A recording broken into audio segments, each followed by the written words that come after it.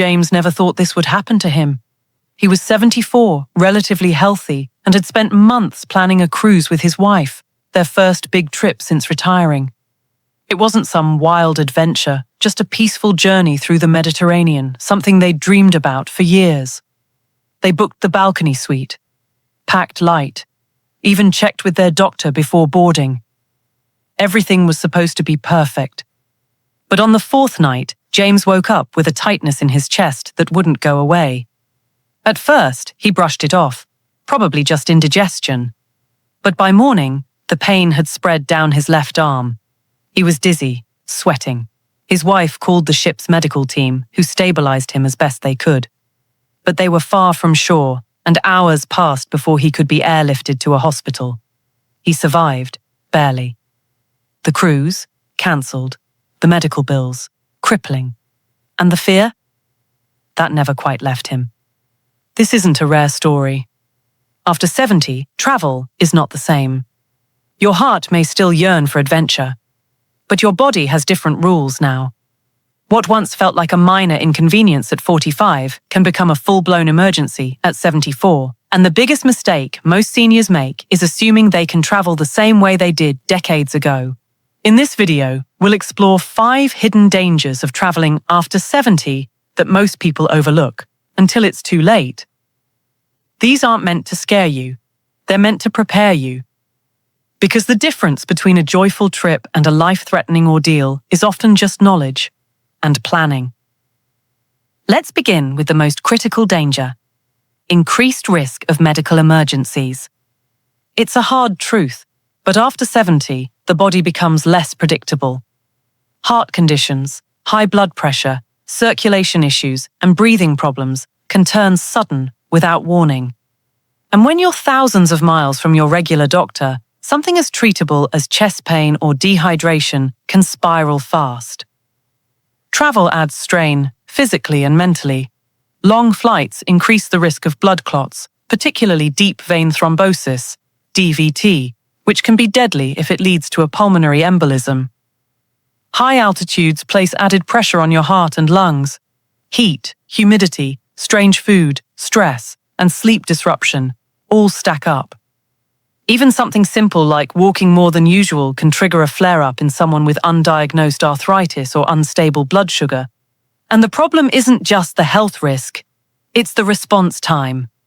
In a foreign country or on a cruise ship, access to medical care may be limited, delayed, or inadequate. James learned this firsthand.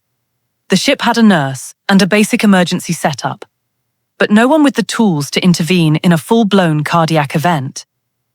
When minutes matter, waiting hours can mean irreversible damage. Another common assumption is that your regular health insurance will cover you overseas. It usually doesn't. Medicare doesn't travel with you. And unless you've taken out specific travel health insurance with evacuation coverage, you could be responsible for tens of thousands of dollars, even if all you needed was a short hospital stay. Some people skip insurance to save money, but skipping it after 70, that's not saving, that's gambling. And even if you make it through the trip without a major emergency, the stress of managing medications abroad, finding a local pharmacy, translating medical information, or communicating with foreign doctors can be overwhelming, especially when you're already tired or scared. So what can you do? Before any trip, especially international travel, talk to your doctor. Ask bluntly, is this trip safe for me? Get your prescriptions in order. Bring double what you need. Know what medications are banned or restricted in your destination. Invest in high-quality travel insurance that includes emergency evacuation and pre-existing condition coverage. And most importantly, know your body. Don't minimize symptoms. Don't tough it out. If something feels wrong, speak up early. Because after 70, the goal of travel should not be to test your limits. It should be to experience life, safely, joyfully, and with full awareness of what your body can and cannot handle. It starts with something small, a little scratchiness in the throat, a mild fever, maybe a bout of stomach discomfort that passes overnight, or so you think. But by day 3 of your vacation, you're curled up in a hotel bed, weak, disoriented, and barely able to keep water down. What felt like a minor inconvenience has turned into the main event, one that ruins your trip and could leave you recovering for weeks. This is the second hidden danger of travel after 70, exposure to unfamiliar infections and contaminants. When you travel, your body is exposed to thousands of new bacteria, viruses, and foreign microbes it hasn't encountered before. And while younger people can often fight these off with little more than a day of rest, older adults aren't so lucky. After 70, your immune system is no longer what it once was. It reacts slower, it repairs slower, and it takes longer to recover from even the simplest infection. Think about the places you pass through when traveling: crowded airports, bus terminals, security checkpoints, shared airplane cabins, rental cars, tourist sites. Every surface you touch, armrests, escalator rails, seatbelts, doorknobs, is a potential source of germs. Add recycled air, shared bathrooms, and unfamiliar food to the mix, and you're essentially navigating a microbial minefield. One overlooked hotspot? Airplanes. They're pressurized metal tubes packed with strangers from all over the world, breathing the same air, touching the same trays, coughing into the same cabin. A single long-haul flight can expose you to viruses your body has never encountered and might not be ready for. This is how a simple cold becomes bronchitis, how a minor bug becomes a full-on infection. Food is another culprit.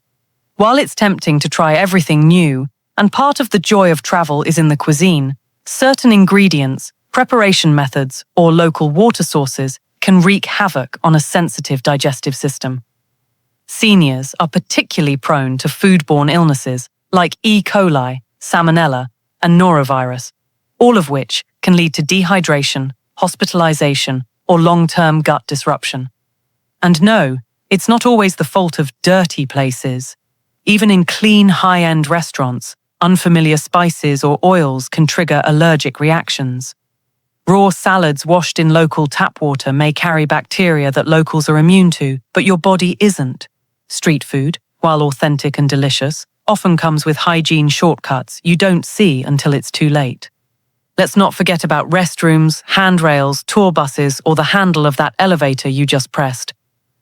Many seniors use mobility aids, a cane, walker, or even the side of a chair for support. But touching public surfaces for balance also means repeated contact with potential pathogens. Unless you're constantly disinfecting, the germs travel with you, into your hotel room, your meals, and your body. So what can you do? Preparation is everything. Bring hand sanitizer and use it often, not just before meals, but after touching public railings, menus, and bathroom doors. Wear a mask in airports or on crowded transport, especially during cold and flu seasons. If possible, wipe down surfaces on your airplane seat, tray tables, armrests, seatbelts. When it comes to food, be cautious. Choose restaurants with good reviews and hygiene ratings. Avoid raw vegetables or ice made from tap water. Drink bottled or filtered water only, and check the seal. Bring your own snacks for days when you're unsure about local cuisine. And most importantly, don't ignore early symptoms. That small stomach bug can escalate quickly after 70. If you're traveling abroad, check which vaccinations are recommended. Bring medications for digestive distress and hydration supplements like electrolyte packets. Even a basic travel medical kit, thermometer, antidiarrheal, anti-nausea tablets can make a massive difference. None of this means you should be afraid of food or people or new experiences. But it does mean you should understand that your body is more vulnerable now, and the price of a single lapse in hygiene can be much higher than you think. As the saying goes, an ounce of prevention is worth a pound of cure, especially when you're thousands of miles from home. Richard used to travel with ease. Airports, buses, walking tours, it never fazed him. But on his most recent trip, at age 75, something changed. He wasn't even halfway through the flight when his knees began to stiffen. The airport felt endless, and by the second day of sightseeing, he needed to sit down every 15 minutes. What had once been energizing now felt like an endurance test. He returned home more exhausted than when he left, and it took nearly a month to feel like himself again. This is the third hidden danger of travel after 70. Fatigue that doesn't fade. When you're younger, recovery is simple. A few hours of sleep, a hot shower, and your body bounces back. But after 70, even short disruptions to your routine can throw your entire system off balance. Your body doesn't reset as easily. Sleep cycles shift, energy reserves drain faster, and stress, even the good kind, accumulates quietly in your muscles, joints, and immune system. Think about what travel actually involves. You're waking up earlier than usual. You're navigating busy terminals, dealing with luggage, adjusting to new time zones. You're eating at odd hours, walking more than you're used to, and sleeping in unfamiliar beds. It's no wonder your body feels disoriented. Sleep is one of the first casualties. Unfamiliar pillows, noisy hotel rooms, or just the buzz of being somewhere new. All of it interrupts your natural rhythms. For older adults, this isn't just an inconvenience. Chronic sleep disruption has real consequences: worsened memory, increased blood pressure, slower reaction times, and impaired immunity. And if you've crossed time zones, jet lag lingers far longer than it used to, sometimes for a week or more. And then there's the physical strain. Long flights mean long periods of sitting. Blood flow slows, joints swell, muscles tighten. For seniors with arthritis or circulation problems, this can lead to intense discomfort, or even medical complications like deep vein thrombosis. Getting up and stretching helps, but it's often not enough when you're trapped in a cramped airline seat for hours. Once you arrive, the fatigue doesn't stop. Most travel itineraries are designed for speed. Back-to-back sightseeing, walking tours, meals on the go, changing accommodations every few nights. Even if you're in good shape, the schedule alone can push your limits. Add in heat, high altitudes, or crowded attractions, and the exhaustion compounds fast. And here's the thing.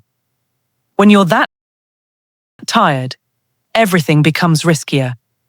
Balance weakens. Focus drifts. You forget to hydrate or eat on time. Your coordination suffers. That's how small missteps, like a missed stare or skipped meal, become dangerous. Consider what recovery looks like. After travel, your body needs time, more than you think.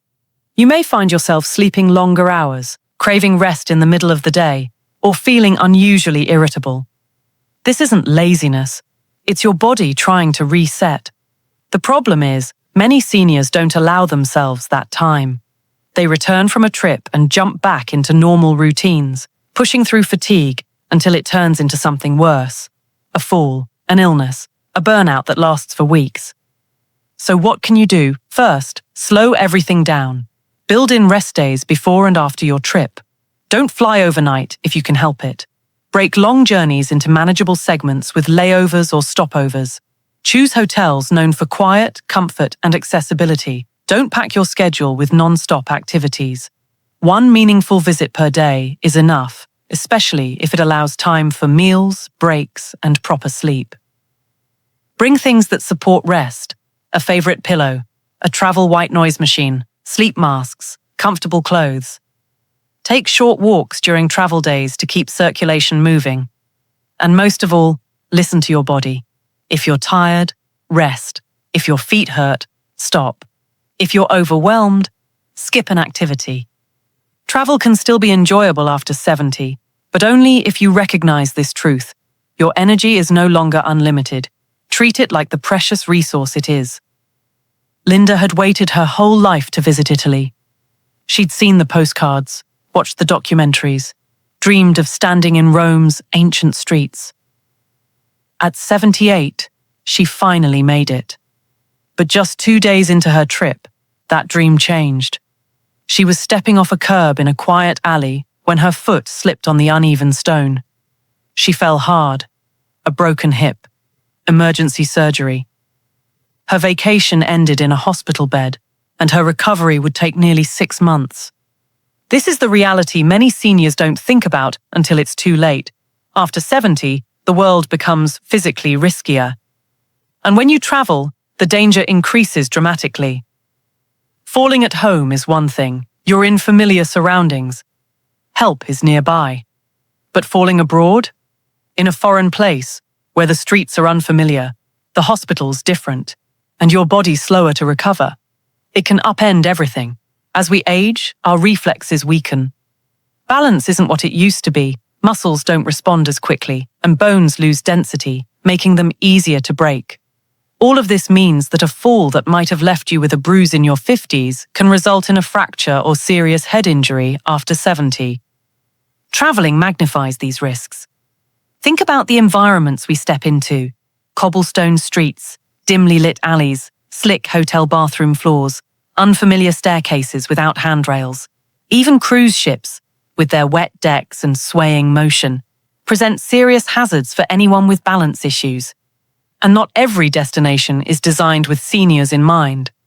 Some countries have limited accessibility. Sidewalks can be narrow, uneven, or cracked. Public transport can involve sudden stops or steep steps. Even something as basic as getting off a tour bus can require coordination and strength that not every older traveller has in the moment, especially if they're tired or jet-lagged. There's also the issue of visibility. As we age, vision can decline subtly. Poor depth perception, difficulty adjusting to low light, or sensitivity to glare. That beautifully lit restaurant with its candlelit ambience, it might look elegant, but for someone with aging eyes and slow reflexes, it's a minefield of trip hazards. And if a fall does happen, you may not be able to get up or call for help easily. What if you're alone in a hotel room? What if you don't speak the local language? What if the local emergency system isn't as responsive as what you're used to? These aren't rare stories. They're increasingly common. One study found that falls are the #1 cause of injury-related hospitalizations for seniors abroad. Not illness, not food poisoning, falls. Take mobility aids, for example, canes, walkers, or even handrails. At home, many seniors stop using them because they feel fine. But travel demands more of your body than home life does. Skipping a cane in an unfamiliar environment because of pride or convenience can be the very thing that leads to a preventable accident. And when you're tired, the risk increases. Fatigue impacts coordination. Skipping meals, dehydration, or poor sleep makes it easier to misjudge a step or lose your balance. Add that to unfamiliar shoes, weather, or terrain, and you're one step away from disaster. So how do you protect yourself? First, acknowledge the risk. This doesn't mean you're weak. It means you're wise. Accepting your physical reality is the first step to preserving your independence. Second, travel with support. That might mean a friend, a family member, or a professional tour guide who knows your needs. Third, plan for accessibility. Choose hotels with elevators. Avoid tours with excessive walking. Research your destination ahead of time and look for reviews from other senior travelers. They'll often point out hidden hazards. Footwear matters more than you think. Supportive, non-slip shoes are essential, even if they're not stylish. And finally, build in time to rest. Rushing is when falls happen.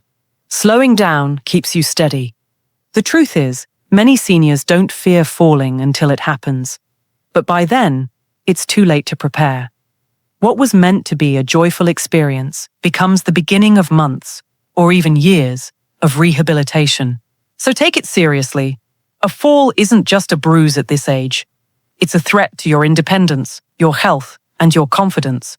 And no vacation, no matter how beautiful, is worth that cost. George had always been careful with money. He was the kind of man who read the fine print, kept every receipt, and never made a purchase without comparing prices. So when he found a beautiful beachfront resort online for half the usual cost, he thought it was a smart deal. He booked it immediately. But when he and his wife arrived, the hotel didn't exist. The photos were fake, the listing was a scam, and his entire travel budget, gone. Travel after 70 isn't just physically risky, it can also be financially devastating. And unlike bruises or exhaustion, the damage to your finances doesn't heal with time. It follows you home, it steals your peace of mind, and it can even compromise your future health and stability. Let's start with the most overlooked danger: medical costs. Many seniors assume that their existing health insurance will follow them wherever they go. But the truth is, most domestic plans do not cover medical treatment abroad, or even out of state in some cases. You could find yourself in a hospital halfway across the world, needing surgery, and discover too late that your bill won't be covered. Emergency medical evacuations, airlifts from cruise ships or foreign countries, can cost tens of thousands of dollars. One accident, one unexpected illness, and your life savings can evaporate. Then there's trip cancellation. It's easy to get excited about a vacation and book flights, hotels, and tours months in advance. But life changes fast after 70. A sudden illness, a medication reaction, a family emergency. Any of these can force you to cancel plans at the last minute. And many airlines, hotels, and cruise lines offer no refunds. Without the right insurance, you could lose everything you've prepaid, and worse, still owe fees for services you never received. Financial scams are another hidden threat. Seniors are often targeted while traveling because they're seen as more trusting, less tech-savvy, and often distracted.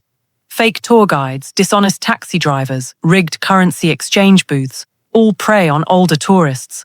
In some destinations, thieves specifically look for elderly travelers who seem disoriented or unsure, knowing they're less likely to report or even recognize the fraud until it's too late.